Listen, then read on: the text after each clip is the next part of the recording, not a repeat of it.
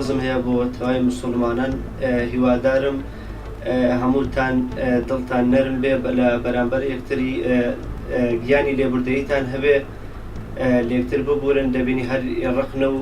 گلەیەکتان لێکتر هەیە لێکتر خۆش بن بەهۆبوونی ئەو مانگە پیرۆزە دەبێت گیانی لێبوردەییتان زۆر بێ لە بەرامبەر یەکتردا و بەخشینتان زۆر بێ زۆر خەڵکی فەقیر و هەژار هەیە کە کەم دەرامەتە توانای هیچ شتێکی نییە پێویستە خەڵکانی دەوڵەمەند یارمەتی یەکتر بدەن. پێم خۆشە لە مانجی ڕەمەزان تیش بخەمە سەر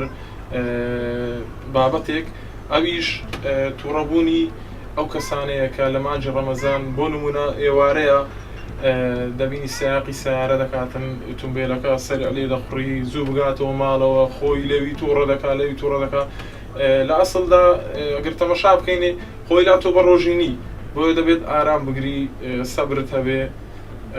عیبادەتی خودای بکەی بە هێواشی لێ بخڕی هەر دەگەیەوە ماڵێ و ڕۆژەکەی دەشێنی. مانجی ڕەمەزان مانگێکی بەرز و پیرۆزە هیوادارم هەموو مسلمانانی خۆشەویست ڕێز و حرمەتی ئەم مانگە پیرۆزە بگرن